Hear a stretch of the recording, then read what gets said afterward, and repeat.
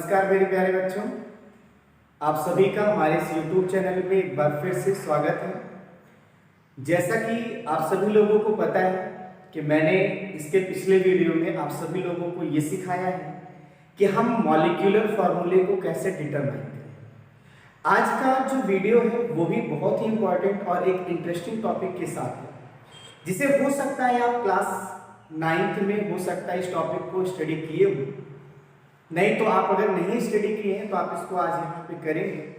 आज मैं एक बहुत ही इंपॉर्टेंट टॉपिक को डिस्कस करने चल रहा हूँ जिसका नाम है इक्विवेलेंट वेट। आप जरा बात समझने की कोशिश करिएगा।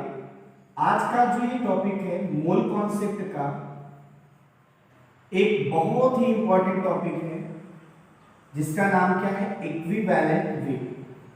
देखिए मैं आपको एक बात बता दे रहा हूं, ये जो आपके पास होता है जब कभी भी आप न्यूमेरिकल्स को सॉल्व करते हैं तो न्यूमेरिकल्स को सॉल्व करने में बड़ा हेल्प करता है। आप सभी लोगों को इसको निकालना भी आना चाहिए क्योंकि ये बहुत ही जरूरी है। अगर हम सभी लोग इक्विवेलेंट वेट के बारे में देखें तो आप सबके लिए सबसे इंपॉर्टेंट ये है कि ये आपको निकालना आना चाहिए। जिसको भी ये निकालना आता है समझिए उसको थोड़ा सा न्यूमेरिकल सॉल्व करने में बड़ा आसान, क्योंकि बहुत जगहों पे इक्विवेलेंट वेट का कॉन्सेप्ट आता है। मैं आगे चल के एक एक बात बताऊंगा कि कहां कहां पर इक्विवेलेंट वेट आता है। देखिए सबसे पहली बात यहाँ पे वेट वर्ड जुड़ा है तो कई बच्चों के माइंड में कंफ्यूजन होता है, दैट इज अ वेट। आप माइंड से निकाल दीजिए ये वेट नहीं। आप बात समझिएगा, अगर हम इक्विवेलेंट वेट की बात करें तो इसके लिए सबसे पहली बात ये बोल सकते हैं, इट इज अ मास। ये क्या है, मास है। इसका मतलब क्या है कि जो हमारे पास इक्विवेलेंट वेट होगा हम उसे अगर शो करेंगे तो किसमें शो करेंगे, ग्राम में शो करेंगे। इस बात को भी आप थोड़ा समझते रहिए, आप बात को समझिए। और अगर कभी भी इक्विवेलेंट वेट को ग्राम में शो करते हैं ना तो हम उसे ग्राम इक्विवेलेंट वेट भी कह सकते हैं। अब क्वेश्चन ये है कि हम इक्विवेलेंट वेट को कैसे निकालेंगे। मैं आपको केवल एक फार्मूला बता रहा हूं और आप उस एक फार्मूले से इक्विवेलेंट वेट को निकाल सकते हैं। जैसे मान लीजिएगा ये आपके पास इक्विवेलेंट वेट में निकालने का एक फार्मूला बता रहा हूं, थोड़ा समझिएगा। देखिए सबसे पहले तो आप इस बात को समझना चाहिए और आपको भी समझना चाहिए कि मैं आप सभी लोगों को इक्विवेलेंट वेट को कैलकुलेट करने के लिए, क्योंकि ये टॉपिक बहुत लेंदी है, अगर मैं इस टॉपिक की बात करूं तो ये थोड़ा सा लेंदी है, इसीलिए हम इक्विवेलेंट वेट के दो पार्ट बनाएंगे। एक पार्ट में आपको थोड़ा सा कुछ इजी क्वेश्चंस को लेंगे जिसमें इक्विवेलेंट वेट निकालने की बात हम कराएंगे। फिर आगे चल के मैं कुछ कॉम्पिटेटिव और एक ऐसे इंपॉर्टेंट क्वेश्चंस को लूंगा जिससे आपको इक्विवेलेंट वेट कैलकुलेट करना होगा। जैसे इक्विवेलेंट वेट को कैलकुलेट करने के लिए जो फॉर्मूला आपको यूज करना चाहिए वो फॉर्मूला यूज करना चाहिए, molar mass is divided by n factor. अब जरा ध्यान दीजिएगा, अगर आप सभी लोगों को याद है मैंने पिछले वीडियो में आप सभी लोगों को बताया था वहां मोलर मास निकालना एक चैलेंज था। ये एक फॉर्मूला आपके पास सामने है। इस फॉर्मूले में देखो अगर इक्विवेलेंट वेट दे दिया गया है तो n फैक्टर से मल्टीप्लाई कर दोगे तो क्या मिल जाएगा, मोलर मास मिल जाएगा। यानी हम अगर कोई फॉर्मूला और मोलर मास का जानना चाहें तो ये एक फॉर्मूला है, वो बराबर होता है n factor multiply equivalent weight. देखिए यहां पे बच्चों के माइंड में एक छोटा सा डाउट रहता है, अगर हम मोलर मास की बात करें तो फॉर्मूला देख के बता सकते हैं। ध्यान दीजिएगा, अगर हम मोलर मास की बात करते हैं, मोलर मास की, ये आप सभी लोगों को अगर कोई फॉर्मूला दिया गया है, मॉलिक्यूलर फॉर्मूला दिया गया है तो आप उस फॉर्मूले को देख के मोलर मास बता सकते हैं। लेकिन यहां कोई चीज अगर कैलकुलेट करने वाली है वो है क्या चीज बताइए, एन फैक्टर। आप सभी लोगों को मैं एक बात बता दूं, जो n फैक्टर होता है आप बोलेंगे इसकी जो वैल्यू होती है ये क्या होती है, डिफरेंट होती है फॉर डिफरेंट सब्सटेंस। ध्यान दीजिएगा,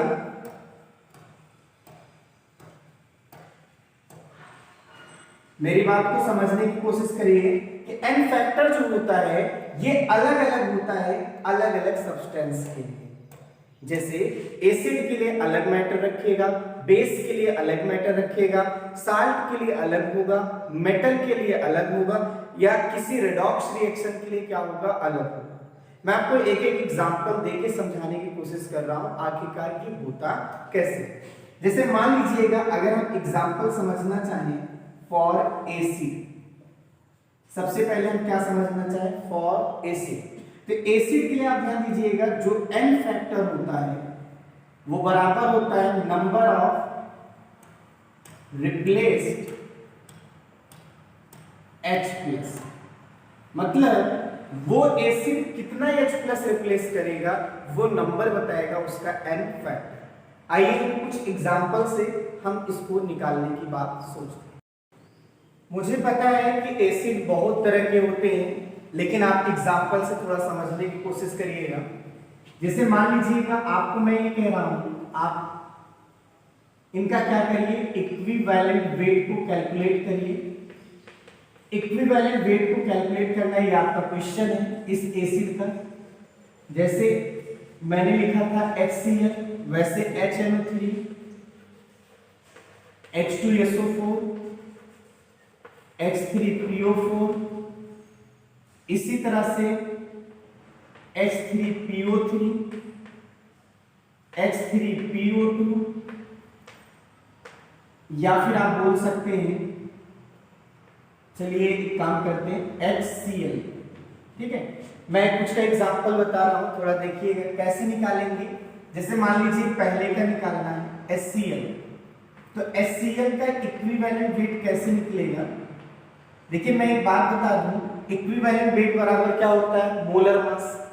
तो HCl का मोलर मास क्या होगा, H का 1, Cl का 35.5, तो टोटल आप ऐड करेंगे 36 पॉइंट क्या हो जाएगा, 5 हो जाएगा। इस डिवाइडेड बाय n फैक्टर क्या है, वो कितना H+ निकालेगा। तो मुझे पता है कि एक HCl एक H+ निकालता है, इसका n फैक्टर कितना होगा 1, तो यहाँ पर आंसर कितना हो जाएगा 36 पॉइंट कितना हो जाएगा 5, और आप किस में यूनिट इसकी रखेंगे, ग्राम। एक ये क्वेश्चन। दूसरा आपके पास जैसे कह रहा है HNO3 का, बिल्कुल अब आप करते जाइए, इसका इक्विवेलेंट वेट कैसे निकलेगा। आप इसका मोलर मास देखिए क्या होगा, 14 यानी 15 हुआ, और ऑक्सीजन 16 का 3 बाय 48। अब आप कुछ सोच लो, 48 प्लस 15 कितना आ जाएगा आपका, कहीं ना कहीं आ जाएगा 63। 48 प्लस 15 कहीं ना कहीं 63 आएगा। इस डिवाइडेड बाय कितना, n फैक्टर, ये कितना H+ निकालेगा 1, तो यहां पर इसके लिए कितना हो जाएगा 63 का। तो आपको आ रहा होगा कि कैसे इसका इक्विवेलेंट वेट निकालेंगे। तीसरा आप देखिए हमारे पास H2SO4 का, आप सभी लोगों को इसका इक्विवेलेंट वेट कैसे निकालना होगा। आप इसका जब मोलर मास निकालेंगे तो 98 आएगा, और मुझे पता है जो H2SO4 होता है वो 2H+ देता है, और आप ध्यान दीजिएगा 2H+ देने का मतलब 2, और ये आपके पास 49 आएगा। मैं एक बात आपको बता दे रहा हूं, थोड़ा सा समझने की कोशिश करिए। समझने वाली बात ये है कि आप सभी लोगों को जब कोई फॉर्मूला दिया जाएगा ना, तो वहां पर आप ये देखिए वो कितना मैक्सिमम H+ दे सकता है। अगर हम H2SO4 की बात करें तो एक H+ भी देता है, लेकिन आपको ये देखना है कि कितना मैक्सिमम H+ देता है। तो मैक्सिमम कितना दे सकता है, 2। हमको मैक्सिमम वैल्यू को रखना है, इस बात को थोड़ा सा समझिए। यानी जो नंबर ऑफ रिप्लेस्ड H+ है ये एक मैक्सिमम वैल्यू होगी जो उस एसिड के द्वारा दी जाएगी। बिल्कुल इसी तरह से हम चौथा क्वेश्चन जो आपके पास है किसका है, H3PO4 का है। कैसे निकालेंगे इक्विवेलेंट वेट, इसका इक्विवेलेंट वेट आप खुद निकाल सकते हैं। इनका जब आप मोलर मास निकालेंगे तो ये लगभग आपके पास 97 आएगा। इस डिवाइडेड बाय हम क्या करेंगे 3, क्योंकि ये 3H+ देता है, n फैक्टर इसका 3 होगा, और यहाँ पर देखिए 3, और ये आपके पास 2, और यहाँ 3, ऐसे होता चला जाएगा। ठीक है, अब आप ये बताइए, अगर हम यहाँ पे पांचवा एग्जांपल देखें जो आपके पास है H3PO3, अगर हम इसका इक्विवेलेंट वेट की बात करें, इसका मोलर मास कितना होगा 81 आएगा, और अगर हम इसके जगह देखें तो इसका n फैक्टर कितना होगा 2। देखिए बच्चों के माइंड में थोड़ा सा ये मैटर आ जाता है कि भाई जिसमें जितना H होगा वही उसका n फैक्टर है। ऐसी गलती मत करिएगा, इसलिए क्योंकि यहाँ तो समझ में आया कि जितना H था वही उसका क्या है, n फैक्टर है। लेकिन कुछ ऐसे भी केस मिलेंगे जिसमें जितना H रहेगा वही उसका n फैक्टर नहीं होगा। मैं आपको इतना बता दे रहा हूं कि H3PO3 जो आपका है जिसमें 3H है, पर ये 3H H+ के फॉर्म में कभी नहीं निकलते, 2H आपका H+ के फॉर्म में निकलता है। ऐसा क्यों होता है, इसे आगे चल के आप केमिकल बॉन्डिंग पढ़ेंगे वहां अच्छे समझ में आएगा। लेकिन फिलहाल आप जानते रहिएगा। हाँ, थोड़ा याद करने का मैं तरीका भी बता देता हूँ, खासकर इनसे रिलेटेड एसिड में। ऑक्सीजन 4 था, 1 माइनस कर लो वही उसका n फैक्टर है। 4 में से 1 माइनस करो 3, यहाँ 3 है, 1 माइनस करो 2, और आप इनको सॉल्व करेंगे तो ये लगभग आपके पास कितना आ जाएगा 40.5। बस समझ पाए। अब 6 वाले एग्जांपल को अगर हम देखें तो यहाँ पर है H3PO2। इस केस में आप देखेंगे इसका इक्विवेलेंट वेट क्या हो जाएगा, ये हो जाएगा 65 इज डिवाइडेड बाय कितना 1, ये आपके पास आ जाएगा 65। और ये सभी के सभी किस में रहेगा, ग्राम में रहेगा। तो अभी आपको मैंने क्या किया है, एसिड के लिए निकालना सिखाया है कि हम सभी लोग कैसे निकालें। यानी अभी हमने एसिड के लिए देखा है कि हम उसका इक्विवेलेंट वेट कैसे निकालेंगे। अब आपको मैं एक छोटा सा एक पूरा का पूरा बना देता हूं जिसमें आप सभी लोग देखेंगे कैसे उसको निकाला जाएगा इक्विवेलेंट वेट। बनाने का मतलब क्या है, आपको मैं एक चार्ट की प्रोफाइल दे रहा हूं जिसमें आप सभी लोगों को इक्विवेलेंट वेट निकालने में थोड़ा सा हेल्प मिलेगी। जैसे हमारे लिए सबसे बड़ा क्वेश्चन ये था n फैक्टर निकालना। मैंने जैसे एसिड के लिए देखा है, वैसे दूसरा केस अगर हम सभी लोगों को कहता कि आप बेस के लिए बताइए तो आप सभी लोग क्या बोलते हैं, तो उसका जो n फैक्टर आएगा वो आएगा number of replaced OH minus. मतलब बेस कितना OH माइनस निकालेगा वही नंबर क्या कहलाएगा, n फैक्टर कहलाएगा। जैसे मैं सबसे पहले एक एग्जांपल दे देता हूं, NaOH, KOH, NH4OH, आप सभी लोग निकाल लीजिएगा CaOH12। ऐसे कई एग्जांपल हो सकते हैं। इन सब के लिए मैं n फैक्टर भी लिख देता हूं। इसके लिए एक OH देगा, ये 1 होगा, यहाँ 1 होगा, यहाँ 1 होगा, और यहाँ क्या होगा 2 होगा।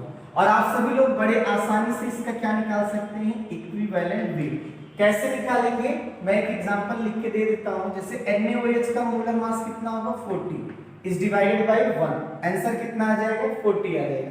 वैसे आप इसका भी कर लीजिएगा, इसका भी कर लीजिएगा, इसका भी कर लीजिएगा। ये बात हो गई फॉर बेस के लिए।